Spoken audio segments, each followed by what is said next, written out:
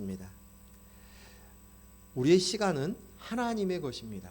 근데 하나님께서 우리에게 올해를 또 오늘을 허락하셨다. 그 말은 하나님께서 오늘을 우리가 하기를 원하시는 것이 있고 올 한 해를 하나님께서 우리를 통해서 이루고자 하셨던 하나님의 생각이 있다는 것을 알아야 합니다.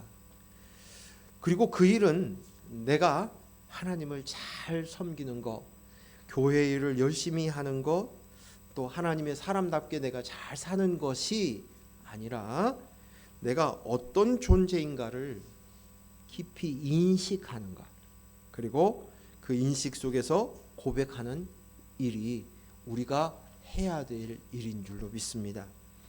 그리스도의 영이 나입니다. 내 머리는 그리스도입니다. 내가 하나님 아버지께서 아들 되게 하시기 위해서 예수 그리스도를 보내어 십자가에 못 박아서 된 나입니다. 그런 존재입니다. 라고 인식하고 고백하는 것입니다.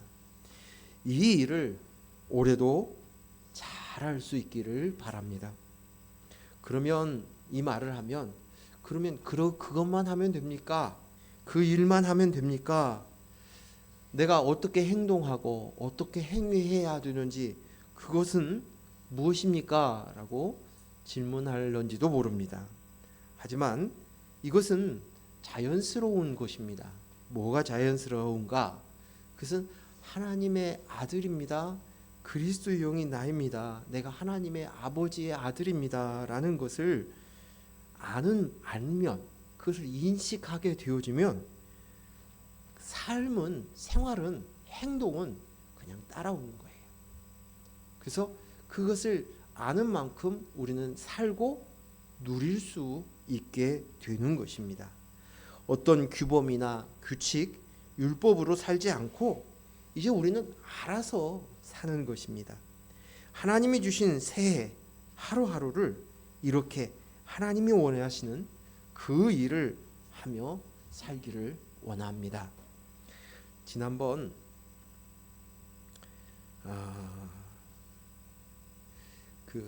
저희 막내 아이와 같이 이렇게 목욕탕에서 이렇게 샤워를 하면서 우리 아이와 함께 눈을 마주쳤어요. 그 눈을 마주치면서 내가 지금 우리 지호를 보면서 무엇을 보고 있는가라는 생각이 드는 거예요. 내가 무엇을 보고 있지? 지호를 보면서 내가 무엇을 보고 있지?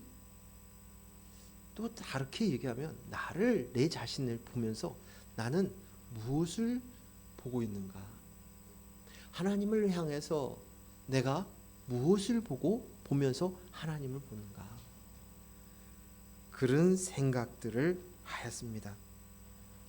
우리는 우리가 해야 할 일, 또 하고 싶은 일, 또 하지 못하는 그 일, 또는 사람을 볼 때도 마찬가지로 만나고 싶었던 사람, 만나지 못하는 사람, 또 보고 싶은 사람, 그리고 우리가 하는 여러 상황들, 사건들, 문제들, 또 사람들, 이런 것들을 보면서 나는 뭐를 보며 살지?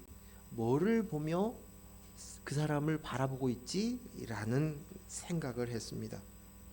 그래서 오늘 설교가 무엇을 보며 살고 있는가? 우리가 마땅히 보아야 할 것이 무엇인가? 이 이야기를 오늘 나누고자 합니다. 저는 솔직히 제 자신을 이렇게 점검을 해보니까 그 사람을 보지 못합니다. 존재로 보지 않고 그 사람을 보면서 그 사람의 능력을 보거나 그 사람이 해야 될 일을 보거나 그 사람을 보면서 옳다 틀렸다 하는 그 판단으로 그 사람을 보기도 합니다. 그리고 그 사람을 보면서 이 땅 안에서 잘 되어야 할 텐데 저 아이가 자격을 갖추어야 할 텐데 하는 생각으로 그 사람을 보고 있다라는 생각을 하게 됩니다. 이게 정직하게 내 속마음을 이야기하는 것이에요. 그렇다면 결국 이 세상 사람들이 사람들을 바라보는 것, 일을 바라보는 것처럼 바라보고 있다는 거예요. 다를 바가 없다. 똑같네? 라는 생각입니다. 능력이 있나 없나 사람을 보고 평가하는 이 세상 사람하고 같은 거예요.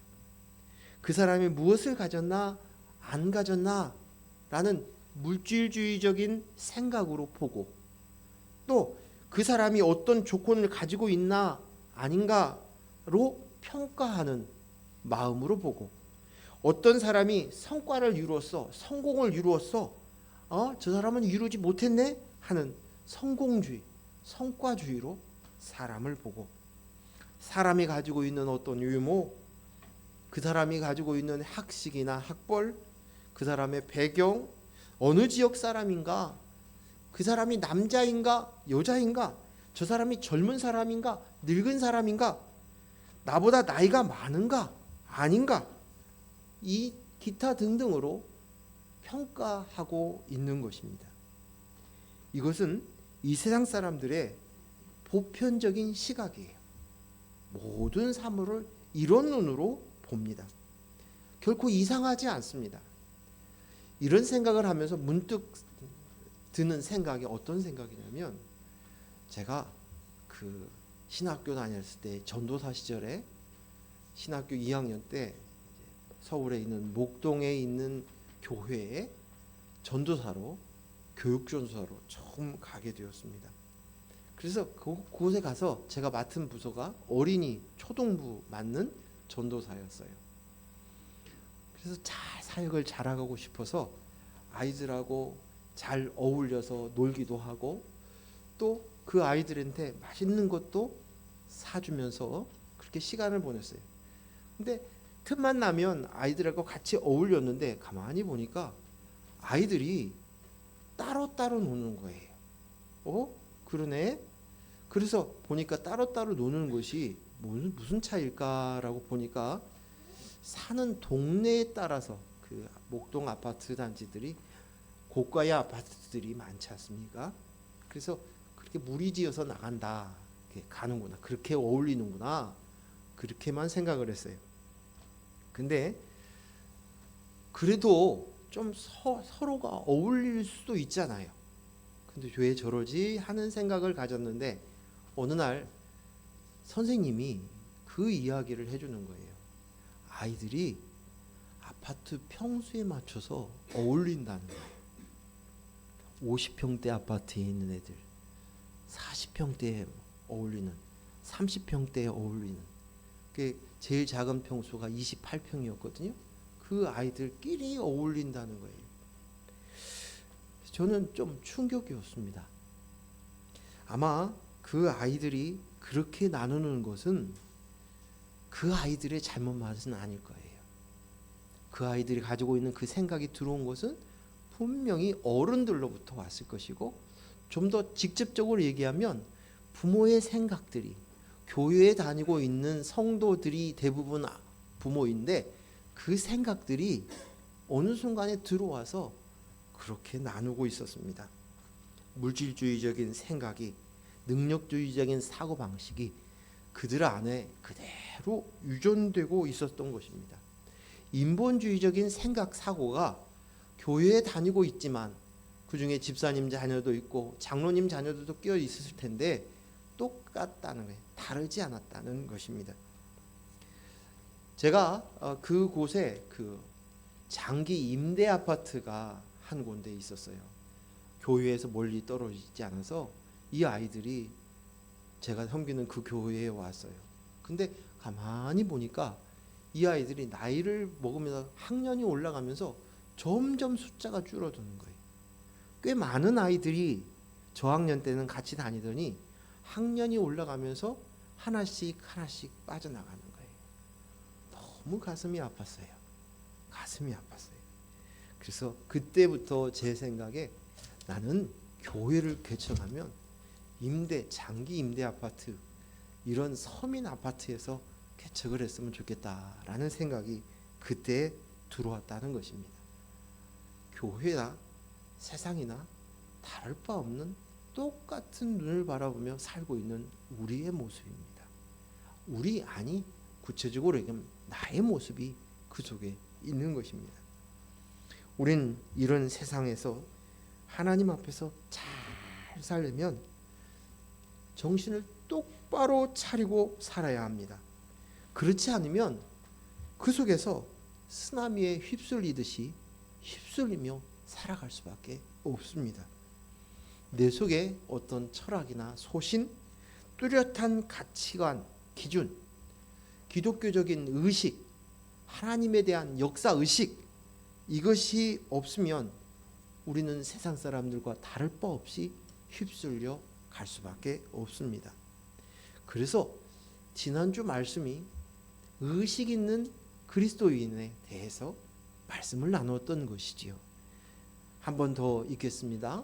로마서 12장 2절 말씀 같이 읽겠습니다. 시작. 이 세대를 본받지 말고 오직 마음을 새롭게 함으로 변화를 받아 하나님의 선하시고 기뻐하시고 온전하신 뜻이 무엇인지 분별하도록 하라. 아멘. 우리는 이 세상에 있는 그 지역, 그 문화, 그 전통, 민족, 그 속에 있는 어떤 획일적인 가치관, 그리고 그 가치관의 배경 속에서는 대부분 내가 나야라 하는 인본주의 속에서 내가 하나님처럼 나도 나야, 나는 스스로 있는 자야로 생각하는 그런 인본주의 속에 인식하고 있는 것으로 인식하고 하나님을 기억하고 하나님에 대한 지식, 하나님과 예수 그리스도의 하신 일, 이 역사 의식들을 가지고 그 속에서 살아내고 견뎌내야 되는 것입니다. 이 세상은 사람을 볼 때 그 사람을 존재로 보질 않아요. 그 사람이 가진 것, 그 사람이 하는 일, 그 사람의 외모, 그 사람이 한 성과, 업적, 그것으로 봅니다. 그 사람을 자기를 잘 나타내기 위해서 잘 포장한 그 포장지로 보이고, 또 그 사람들 잘 화려하게 드러내고 싶어서 장식한 그 장신구로, 그 사람의 화장품으로, 입은 옷으로, 타는 차로, 들고 있는 백으로 그 사람을 바라봅니다. 겉에 보이는 외형적인 것으로 판단합니다. 보이는 것을 통해서 보이지 않는 것을 볼 줄 아는 지혜가 없습니다. 그래서 그들은 그 사람 자체로 그 사람을 보지 못하고 존재로 보지 못하고 그저 겉에 보여지는 외형적인 모습으로만 평가한다는 것입니다. 그리고 또 이 세상은 끊임없이 맞아, 옳아,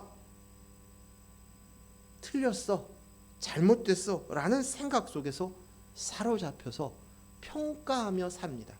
그 평가 속에 내가 있는 거예요. 또 내가 평가자로 사는 것이에요. 내 말이 맞지? 제 속에서도 그것이 얼마나 맞는지 모르겠어요. 어떠한 정보 하나 가지고 내가 알고 있는 그것으로도 나를 찾으려고 해요. 내 말이 맞지? 내 말대로 하니까 옳지? 내 생각이, 내가 말했던 것이 바른 정보지? 거 봐, 그것 봐. 이런 이야기들을 내 입술에서 그냥 자연스럽게 나오는 거예요. 내 속에서 옳다, 맞다, 이것이 뼛속 깊이 있고 그것으로 나를 삼고 있는 내 모습을 볼 수 있습니다. 이렇게 반응하는 것은 제가 보니까 두 가지예요. 이렇게 하는 이 세상 사람들이나 우리 기독교인도, 우리 믿는 사람들도 똑같은 생각들이 두 가지가 있는데, 하나는 똑같이 하나님을 믿어도 내 나라가 있는 거예요. 내 나라가. 그 말은 뭐냐면 그 나라의 왕은 자기 자신인 거예요. 그래서 내가 왕으로서의 정체성이, 내가 바르게 판단했어. 내가 옳아, 내가 맞아. 그 인정으로 사는, 그것을 먹고 사는 것이 내 나라가 있고 내 나라의 왕이에요. 그래서 유일하신 하나님, 그 하나님만이 나는 스스로 있는 자야 라고 할 수 있는 그것들을 아무 의식 없이 하며 평가하며 살아가는 것이에요. 두 번째는 선악과를 따먹은 거예요. 그 따먹은 결과입니다. 아담과 하와는 하나님의 말씀을 듣고 그 말씀에 순종하며 살라고 그렇게 하나님께서 창조하셨어요. 우리의 모습은 하나님의 형상과 모양을 닮게 만들어졌습니다. 흙으로 사람을 만드시고 그 코에 하나님의 생기를 직접 불어 넣어서 생명이 되게 하셨습니다. 그런데 사단이 유혹 앞에서 그들은 무너졌습니다. 이것으로 우리가 알아야 될 것이, 이 선악과로 따먹는 우리의 모습 속에서 결과가 어떻게 되냐면, 우리 이 사건을 통해서 우리가 알아야 할 것이 하나는 뭐냐면, 하나님의 모양과 형상으로 창조하였지만 이미 그 안에는 하나님처럼 될 수 있다는 말에 흔들리고 넘어질 만큼 불완전한 존재였다는 거예요. 아담과 하와가 창조되었지만, 하나님이 창조하였지만 그 창조 자체가 불완전한 존재로 태어났다는 것이에요. 그것이 행동으로 옮겨진 것이 선악과를 따먹은 것뿐인 거예요. 처음 지음받은 아담과 하와는 불완전한 존재입니다. 아담은 하나님을 대신해서 하나님이 만드신 모든 것을 다스리고 생육하고 번성하고 땅을 정복하고 또 각 생물들의 이름을 지어 주었습니다. 그러나 그들은 온전하지 못했습니다. 이 말은 다시 말해서 우리의 온전한 것은 하나님께서 처음 아담과 하와를 창조하시고 나서부터 그리스도의 영을 부어서 우리를 온전하게 하실 목적이었다는 것이에요. 그렇게 만들어진 것이었어요. 마태복음 5장 48절 말씀 같이 읽습니다. 시작. 그러므로 하늘에 계신 너희 아버지의 온전하심과 같이 너희도 온전하라. 오늘 예수님께서 오셔서 우리에게 요구하신, 이제 네가 온전해야 돼. 근데 누구처럼요? 하나님처럼. 하늘에 계신 너희 아버지 온전하심. 그래서 우리를 향하여서 온전한, 불완전한 존재인 너희가 이제 온전해야 돼, 해져야 돼, 그거예요. 또 한 가지, 마태복음 19장 21절 말씀 같이 읽습니다. 시작. 예수께서 이르시되 내가 온전하고자 할진대 가서 내 소유를 팔아 가난한 자에게 주라. 그리하면 하늘에서 보화가 내게 있으리라. 그리고 와서 나를 따르라 하시니. 아멘. 예수님께서 부자 청년을 향해서 얘기합니다. 네가 온전하고자 하냐? 그러면 온전한 것이 어떻게 되는 거냐면 내 소유를 다 팔아야 돼. 그 소유는 물질만을 이야기하는 건 아니죠. 내가 가지고 있는 재물, 내가 가지고 있는 학벌, 학식, 나를 삼을 수 있는 모든 내 이름을 설명하고 싶은 모든 것. 나 박사야, 나 사장이야, 나 이런 사람이야, 이런 가문의 사람이야 하는 이 모든 내 소유를 삼은 모든 재물이에요. 그 재물을 버려야 돼. 내가 나야로 삼는 내가 나야는 다 버려야 돼. 그리고 나를 따라야 돼.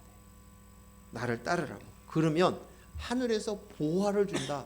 이것은 우리가 생각하고 있는 상급의 이야기가 아니라 하늘에 있는 자만이 누릴 수 있는 풍성함이에요. 풍성함. 이것을 너에게 주겠다. 그래야 온전해질 수 있어 라고 얘기합니다. 요한복음 17장 23절 말씀 같이 읽습니다. 시작. 곧 내가 그들 안에 있고 아버지께서 내 안에 계시어 그들도 온전함을 이루어 하나님 하나가 되게 하려 하려 함은 아버지께서 나를 보내신 것과 또 나를 사랑하심과 같이 그들도 사랑하신 것을 세상으로 알게 하려 함이로소이다. 여기 보니 내가 그들 안에 있고, 내가는 누구예요? 예수님이 그들 안에, 오늘 저와 여러분이죠. 그들 안에 있고 아버지께서 내 안에 계시다. 예수님 안에 하나님이 계시는 거예요. 하나님의 영. 근데 그 예수님이 또한 그리스도가, 예수님 안에 있는 그 그리스도가 너희 안에 있으면 이제 온전함을 이룬다라고 이야기하고 있습니다. 예수님과 일체가 되었을 때, 예수님과 똑같이 되었을 때 이제 하나님처럼 온전한 존재가, 하나님 보시기에 됐다, 그 온전함을 이야기하고 있는 것입니다. 이것이 뭐냐? 하나님의 사랑이에요. 하나님의 사랑. 하나님의 사랑이고, 이 사랑이 예수께 있고 이제 저와 여러분에게 그 사랑이 있습니다. 이 사랑을 통해서 세상이 그 사랑을 보게 된다는 거예요. 두 번째는 하나님의 영, 우리가 불완전한 존재이고, 또 한 가지는 우리가 비어 있다는 존재예요. 비어 있다.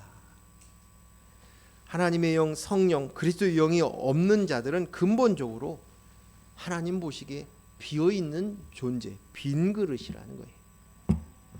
육신의 눈에 보이지 않지만 우리는 그리스도의 영이 없으면 비어 있는 빈 그릇과 같습니다.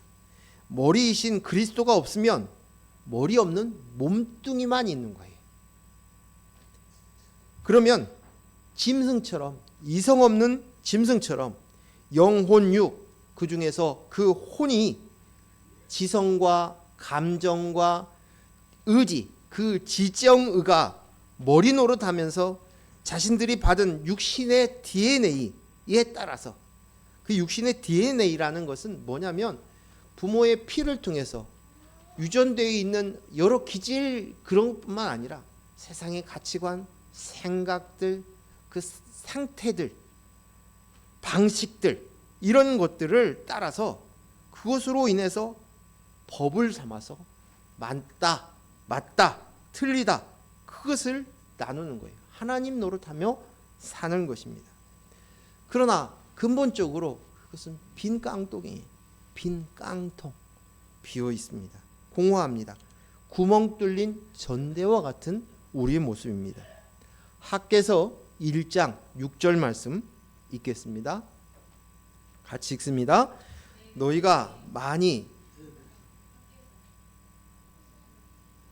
학개서 1장 6절 말씀 한번 찾아보겠습니다. 학개, 구약성경 학개서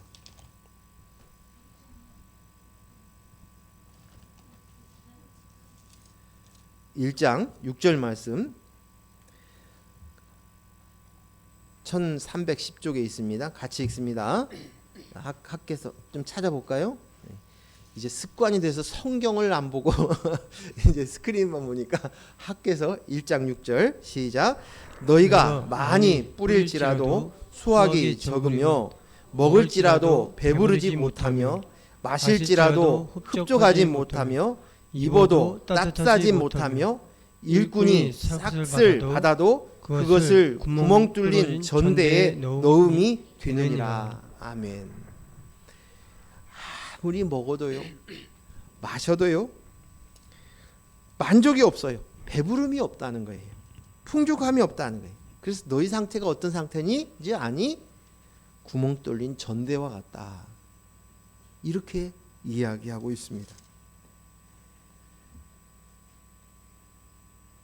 이 땅의 어떤 것으로도 우리는 만족을 얻을 수 없어요. 이 땅의 어떤 것을 내가 원하는 것들이 되어지면 그 만족이 정말 하루 가거나 2, 3일 가면 그 만족감이 떨어지기 시작하는 거예요. 여러분 그렇지 않으세요? 그래요. 이 세상 것은 그럴 수밖에 없다는 거예요. 그래서 영원한 만족은 그것이 아니야.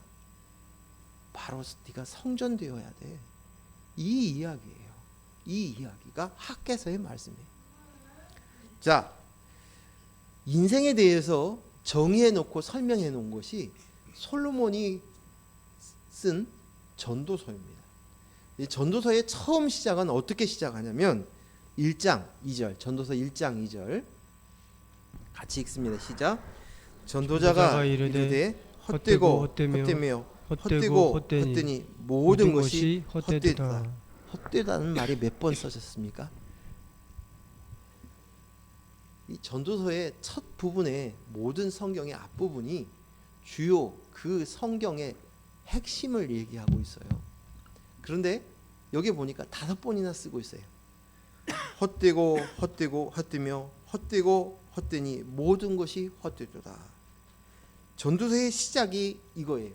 그러면 전도서의 마지막 결론은 또 뭐라고 되어 있는가? 전도서 12장 8절입니다. 이게 전도서의 결론의 부분이에요. 또 뭐라고 있는가? 읽습니다. 시작. 전도자가 이르되 헛되고 헛되도다. 모든 것이 헛되도다. 마지막도 헛되다는 말을 3번 반복해서 사용되고 있습니다. 헛되다는 원어는 비어 있다는 것이에요. 가치가 없다는 거예요. 무가치한 존재다. 빈 공간이다. 이렇게 표현한 것입니다. 이 모습은 하나님 보시기에 존재가 아니에요. 사람이 아닙니다. 그래서 전도서에 그 이야기를 하고 결론적으로 끝에 가서 뭐라고 얘기하냐면 인생의 본분이 무엇인가? 그래서 인생의 본분은 이것이야로 결론을 내립니다. 전도서 12장 13절 같이 읽습니다. 시작. 일의 결국을 다 들었으니 하나님을 경외하고 그의 명령을 지킬지어다. 이것이 모든 사람의 본분이니라. 이게 본분이라는 거예요. 그래서 마땅히 사람이 해야 될 본분이 뭐냐? 하나님을 경외하고 그 명령을 지키는 것이다 라는 것입니다. 여기에 하나님을 경외하고 그리고 하나님의 명령을 지키는 거, 그게 뭐예요? 내 안에 예수 그리스도, 그 그리스도의 영이 내 안에 이루어지는 것만이 하나님을 경외하는 것이에요. 그리고 그 말씀을 이룰 수 있는 거예요. 그래서 우리가 보아야 할 것은 그리스도의 영, 하나님의 아들의 영으로 보아야 된다는 거예요. 왜냐하면 하나님이 그렇게 보시기 때문이에요. 하나님이 나를 보는 그 눈으로 나도 보고 형제도 보고 또 하나님 앞에 쓸 때도 나 있어요, 그리스도의 영이 있어요, 이렇게 봐야 된다는 거예요. 저희 부부에게 하나님이 주신 귀한 선물이 있어요. 귀한 선물이 있어요. 그것은 자녀예요. 그 중에서도 우리 막내딸, 우리 지호입니다. 지호를 보면 먼저 드는 생각이, 아까 지호를 보면서 뭘 보고 있나라고 제가 질문을 했잖아요. 근데 그때 제가 드는 생각이 뭐냐면 그리스도의 영이 있는 지호로 봅니다.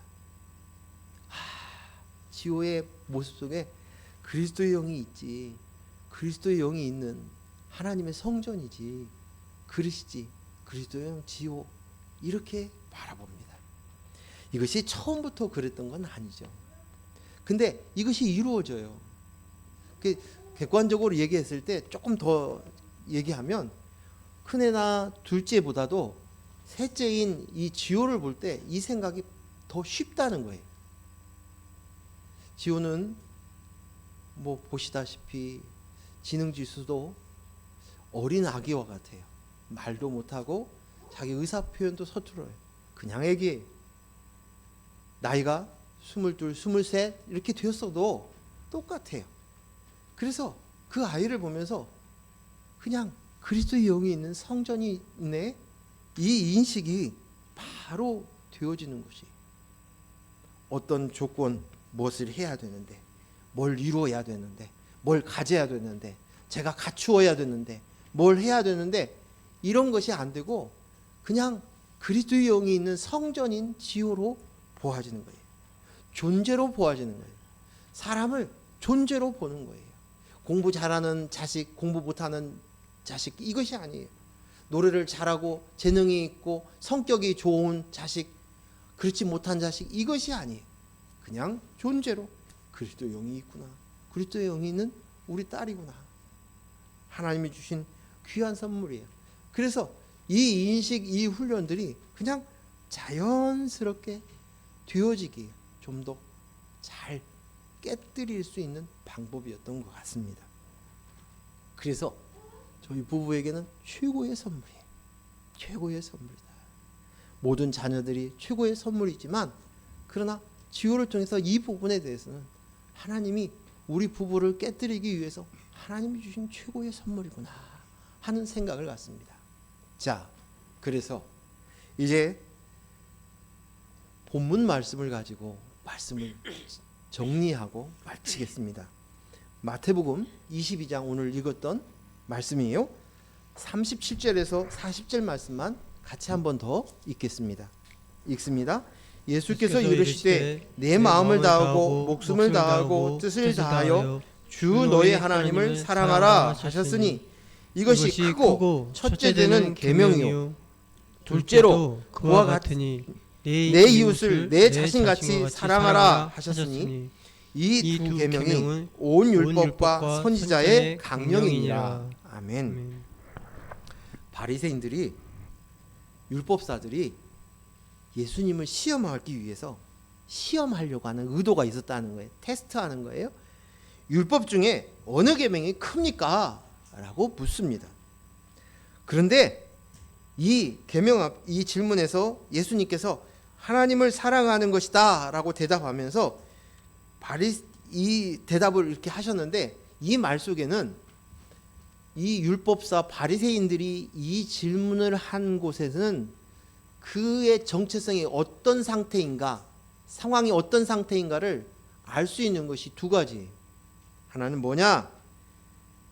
그가 생각할 때 어느 계명이 크고 크냐라는 이 질문 속에서 인간적인 생각이 뭐냐면 율법에 너무 많다는 거예요. 그래서 율법이 너무 많아서 그 가지고 있는 그 핵심을 알지 못하고 이것 중에서 뭐가 큽니까? 라고 얘기하는 거예요. 율법은 쉽게 얘기하면 모세오경이에요. 토라라고 하죠. 모세오경. 이 모세오경에 율법이 몇 개인가 그걸 헤아려 보니까 몇 개냐면 자그마치 613개예요. 근데 이 중에서도 뭐뭇을 하라라고 긍정적인 율법은 248개. 2의 2배, 4개, 더배, 2배, 8. 248개. 그리고 하지 말라. 부정적인 율법은 365개예요. 그래서 두 개를 합치면 613개가 됩니다. 근데 놀랍게도 부정적인 하지 말라라는 것은 365개예요. 365일 이 율법을 지키라는 것이. 그리고 248개는 사람의 가지고 있는 몸을 이루고 있는 모든 부분, 뼈 얘기만 얘기하는 게 아니라 모든 부분들을 다 구분했더니 248개래요. 놀랍죠? 참 신기하죠? 그래서 이 모든 부분을 총칙해서 이렇게 얘기하는데 이것들을 지키는 것이 너무 힘들어요. 그러니까 그 중에서 큰 것이 뭡니까? 라고 물어보는 거예요. 이것이 지금 바리새인 율법사가 질문한 말 속에 의도가 있는 거예요. 두 번째는 너무 율법이 많아서 힘들어하고 있는 그 모습을 드러낸 정체성을 드러내고, 또 한 가지는 율법이 이렇게 많으니까 그 중에 중요한 것이 있고 덜 중요한 것이 있다. 첫째가 있고 둘째가 있고 이렇게 구분을 할 수 있다라는 생각이 있는 거예요. 이 모든 율법을 다 지킬 수 있다는 생각이 불가능하다는 것을 자기가 인식하기 때문에 그래도 그 중에서 더 중요한 것 첫째는 그 율법을 지키겠습니다. 이런 의도가 그 속에 숨겨져 있어요. 그런데 여러분, 율법은 하나님께서 우리에게 율법을 주신 이유가 뭐예요? 응? 두 가지죠. 네, 못한다고. 또 하나는 네? 그렇죠. 죄인이라는 거예요. 로마서 3장 20절에서 24절 말씀 읽겠습니다. 같이 읽습니다. 시작. 그러므로 율법의 행위로 그의 앞에 의롭다 하심을 얻을 육체가 없나니 율법으로는 죄를 깨달음이니라. 이제는 율법 외에 하나님의 한 의가 나타났으니 율법과 선지자들에게 증거를 받은 것이라. 곧 예수 그리스도를 믿음으로 말미암아 모든 믿는 자에게 미치는 하나님의 은이 차별이 없느니라. 모든 사람이 죄를 범하였음에 하나님의 영광에 이르지 못하더니 그리스도 예수 안에 있는 속량으로 말미암아 하나님의 은혜로 값없이 의롭다 하심을 얻은 자 되었느니라. 아멘. 여기서 이미 이야기한 대로 첫 번째는 율법의 행위로는 그 앞에 의롭다 한 사람이 없다. 23절에서도 모든 사람이 죄를 범하였다. 그래서 행위로 율법을 지킬 수 없어. 율법을 주신 것은 너의 행위로는 의롭다 함을 입을 수 없어. 넌 죄인이야. 율법을 지킬 수 없어. 두 번째는 뭐예요? 죄를 깨닫게 해주는 거예요. 무엇이 죄인가? 죄에 대한 인식을 주기 위해서 율법을 주신 거예요. 그래서 그냥 이 두 가지를 통해서 율법을 주신 목적이 있는 거예요. 그래서 두 가지를 깨닫게 하셔서 그 다음에 뭐예요? 너희가 그러니 죄인이니 누가 필요하다고요? 여기 보니까 예수 그리스도. 예수 그리스도를 믿음으로 예수 그리스도가 필요하다는 것을 알게 하시는 거예요. 이것이 율법의 역할이에요. 율법의 역할. 내가 행위로는 못 지키는구나. 율법을 통해서. 그래서 율법을 통해 내가 죄인이구나. 그래서 어디까지? 예수 그리스도가 필요해요. 여기까지 하는 것이 율법의 역할을 하는 것이에요. 그래서 결국은 어디까지? 예수 그리스도. 그리스도가 아니면 안 되는구나. 이거예요. 그런데 지금 이 질문 속에서 바리새인 율법사가 하는 질문 속에서 그들은 율법만 보고 있는 거예요. 율법만 붙들고 있는 거예요. 뭐가 중요해요? 뭘 먼저 지켜야 되겠어요? 내가 지키고 싶어요. 그 의도밖에 없는 거예요. 근데 할 수도 없는 것이고 그러려고 하나님이 주신 것이 아니라는 거예요. 결국 이 율법을 주신 건 예수 그리스도를 가르쳐 주시기 위함이고 너가 바로 죄인인 너희가 예수 그리스도가 와야만 온전해질 수 있다는 것을 보여주는 것입니다. 이 말씀 앞에 하나님을 사랑하라 첫째 되는 계명은 하나님을 사랑한다. 그 사랑을 그냥 사랑하라는 것이 아니라 마음을 다하고 목숨을 다하고 뜻을 다하여 다 한다는 말을 3번이나 쓴 거예요. 그러니까 전심으로 하나님을 사랑해야 돼 라고 얘기합니다. 그리고 이 말씀을 우리가 인본으로 그냥 들어버리면 무슨 생각이 되냐면 내가 혼신을 다해서 하나님을 사랑해야지, 내가 열심히 믿어야지, 내가 열심히 하나님을 따라가야지 라는 생각으로밖에 접근을 못하는 거예요. 그것은 불가능한 일인데도 불구하고 하나님 사랑하라는 말을 이렇게 인식한다는 것이에요.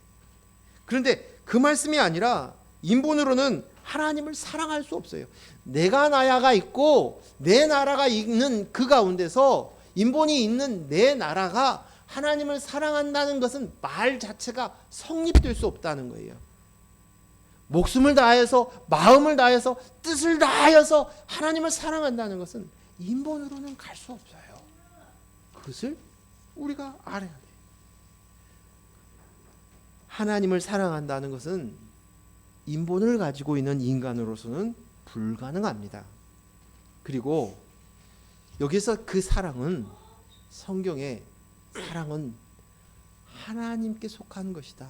하나님의 것이다. 하나님은 사랑이시다 라고 말씀하셔요.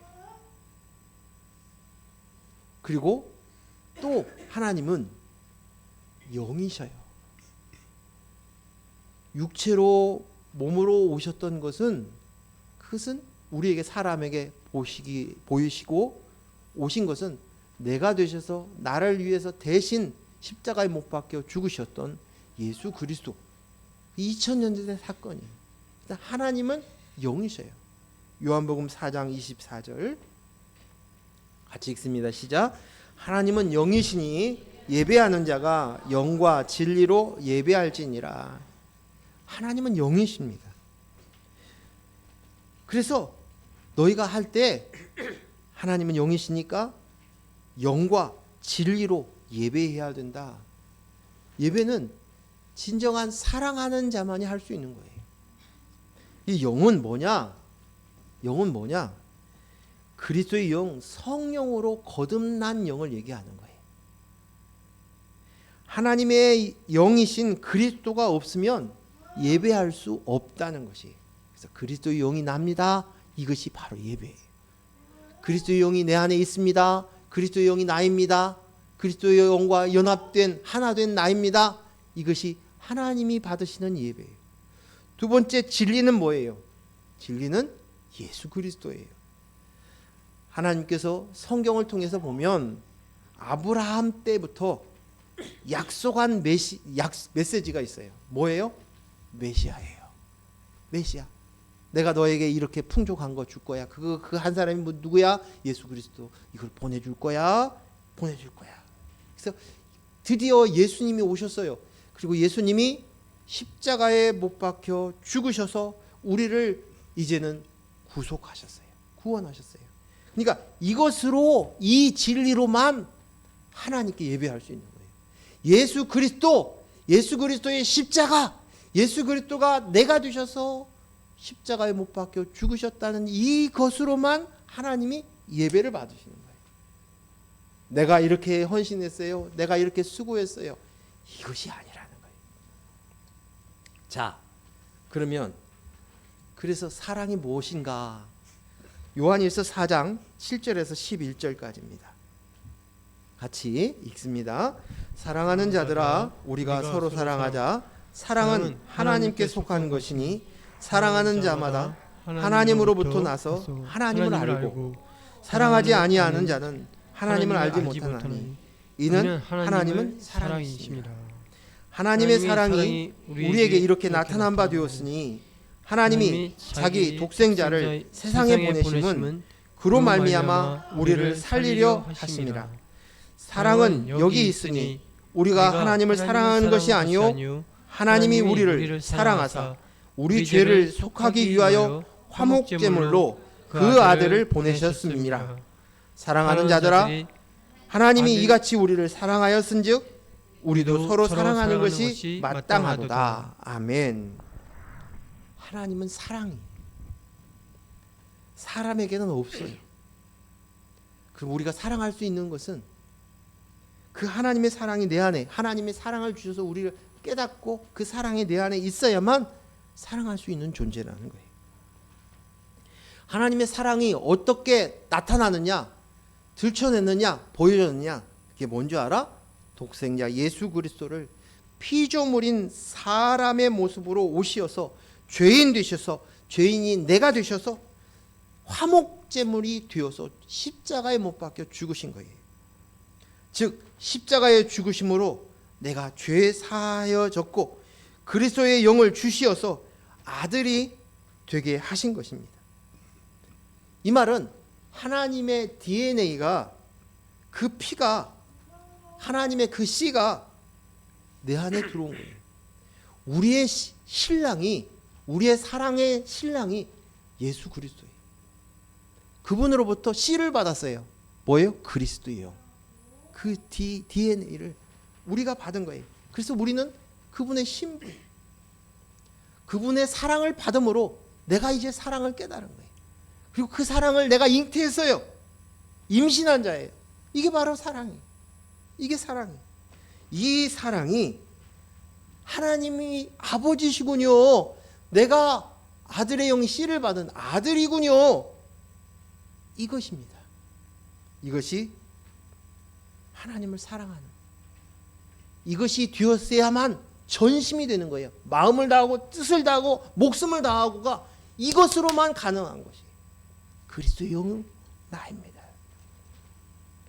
그래서 하나님을 볼 때마다 육신의 소원과 원함, 인본의 생각으로 가득 차 있는 그것으로 하나님을 보는 것이 아니라 내 안에 그리스도의 영이 있어요. 그리스도의 영으로 나입니다. 내 머리는 그리스도입니다. 하나님의 것입니다. 하나님의 아들입니다. 이것으로 바라보는 거예요. 그 하나님 사랑, 그 하나님의 사랑으로 하나님을 보는 거예요. 우리가 하나님 바라볼 때 이것입니다. 두 번째는 내 이웃을 내 몸처럼 사랑하라고 하시는 말씀은, 내 이웃을 사랑하라는 이 말엔 두 가지 것이 있어요. 두 가지가 숨겨져 있어요. 하나는 먼저 내가 나를 사랑해야 돼. 그렇죠? 그런 사람만이 내 이웃을 내 몸처럼 사랑할 수 있는 거예요. 두 가지지만 또 세 가지로 나눌 수 있다는 거예요. 여기에 내 이웃을 내 몸처럼 사랑해. 먼저 나를 사랑해야 돼요. 내가. 그 말은 뭐예요? 나를 바라볼 때 내 속에 그리스도의 영이 있는 존재구나, 성전이구나, 예수님의 씨를 가진 신부이구나, 여자이구나, 교회이구나, 이것으로 볼 수 있어야 돼요. 우리는 이 세상 사람들이, 또 이 세상뿐만 아니라 우리도 정신을 놓으면 뭐냐면 자꾸만 존재로 보지를 못하는 거예요. 능력이 있니 없니, 세상 사람들의 평가를 통해서 내가 가만히 있어도 막 그 평가가 막 오면 스스로 자존감이 낮아졌어. 난 무능해. 난 왜 이렇게 생각이 없는지 모르겠어. 나는 이렇게 연약한지 모르겠어. 이 평가로 나를 보는 거예요. 나를 사랑하지 못하는. 우리가 알아야 된 그 사랑은 내 속에 이루어진 것, 예수님께서 십자가에 하나님의 아들이신 그분이 육신이 되어서 사람이 되어서 짐승의 몸으로 온 거예요. 오셔서 죄인 되셔서 십자가에 못 박혀 죽으신 그 피값으로 얻어진 거예요. 그냥 공짜로 얻어진 것이 아니에요. 내가 좋은 것을 사가지고 아이에게 선물했어요. 근데 아이의 주머니에서 돈이 안 나왔다고 해서 그것이 가치가 없는 것이 아니에요. 어리석은 우리는 그냥 공짜로 얻은 것인 줄 알아요. 이것은 피값으로 얻은 구원이래요. 그만큼 내가 소중한 거예요. 하나님, 이제 너는 내 것이라고, 내 소유라고, 내 것은 나야 라고 말씀하셔요. 내가 지명하여 부르노니 너는 내 것이야 라고 하는 거예요. 나는 하나님의 소중한 가치인 거예요. 근데 하물며 썩어지고 없어지고 사라진 세상의 가치관, 그 기준으로 나를 평가하면서 평생 나를 못 살게 굴면서 살아가는 거예요. 그 올무 안에서 살아가는 거예요. 하나님이 기뻐하실 수 없는 거예요. 나를 바라보는 눈이 교정돼도 한참 교정을 시켜야 돼요. 나를 바라보는 나의 모습을, 이 보는 눈을 교정하는 것이 필요해야 돼요. 그래서 존재로 봐야 되는 거예요. 이 중에 소중한 보물이 있구나. 그리스도의 영이 있네. 너는 너무 소중한 존재구나. 보물이구나. 그 보물을 가지고 있는 자구나. 이 가치로 나를 볼 수 있어야 돼. 그것으로 보는 거예요. 그래서 우리가 해야 될 것이, 이 세상에 우리가 살고 있기 때문에 이 세상 가치관 기준들이 내 속에 너무 잘 들어와 있어요. 가득 차 있다가 바뀌어져 나가니까 잠깐만 해찰해도 한번 얘기하면 그것이 나를 또 공격해. 왜 정신을 바짝 차려야 돼? 그 증거가 뭐냐면, 제가 친정에 갔더니, 제 친정이 아니라 제 아내의 친정 처가에 갔더니 아내가 훈련을 참 잘하고 왔는데, 가가지고 어머니 아버지 앞에서 어머니 아버지가한테 칭찬받을 만한 것. 아이고 우리 아이가 이번에 뭐 수석을 했어요. 뭘 어떻게 했어요. 뭐 했던 얘기들을 하는 거예요. 정신을 못 차리는 거예요. 내 아내가 바뀌었네. 왜 그러지? 방금 전에 차 속에서만 살았을 때 정신을 차리더니 그 앞에 오니까 그 원함이 오니까 나도 모르는 사이에 부모님을 기쁘게 하기 위해서 그 일을 하고 있는 거예요. 정신을 차려. 정신을 차려. 내가 누구인가 알아야 돼. 정신 차립시다.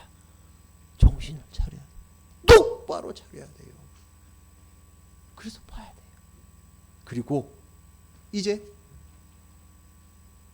이웃을 볼 때 내가 나를 보듯이 그 관점으로 그대로 이웃을 봐야 돼요. 그래서 이웃을 내 몸처럼 사랑하라. 나처럼. 그런데 저 속에 그리스도의 영이 있네. 소중한 하나님의 아들의 영이 그 안에 있네. 그 속에 있네. 나하고 똑같네. 그 사람 나하고 성격이 틀려요. 그 사람의 재능이 틀려요. 능력이 틀려요. 가지고 있는 것도 틀려요. 외모도 틀려요.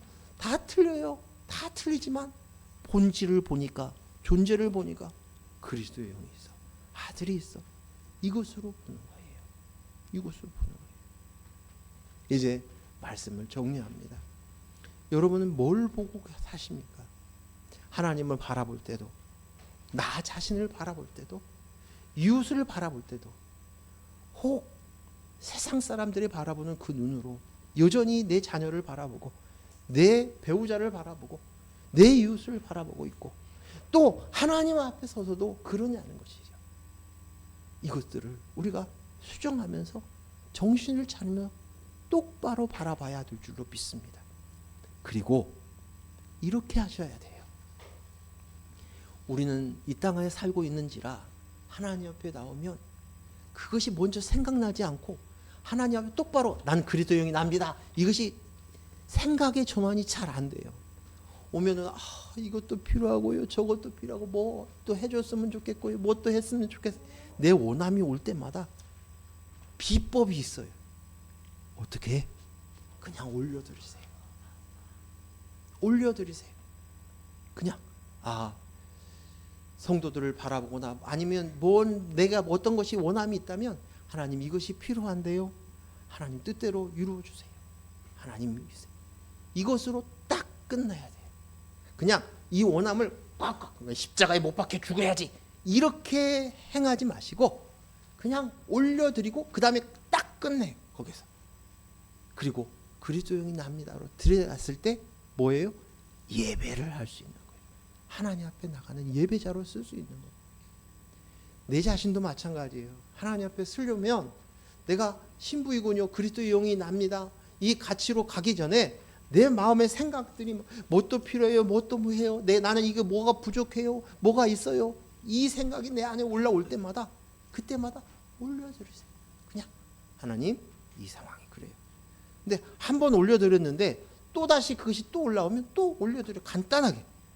이것이 인본적인 기도인 것이 아니라 내 안에 있다면 그 관계를 청산해야만이 예배자의 참 예배자의 모습으로 쓸 수 있기 때문이에요. 그래서 그 일을 작업을 하세요. 내 자녀를 바라요. 내 자녀도 이웃이에요. 내 남편, 내 아내만 무촌이에요. 관계가 하나예요. 나머지는 다 내 부모도 마찬가지 이웃이에요. 그 사람을 바라볼 때마다 무엇이 올라오면 그냥 간단하게 올려드리세요.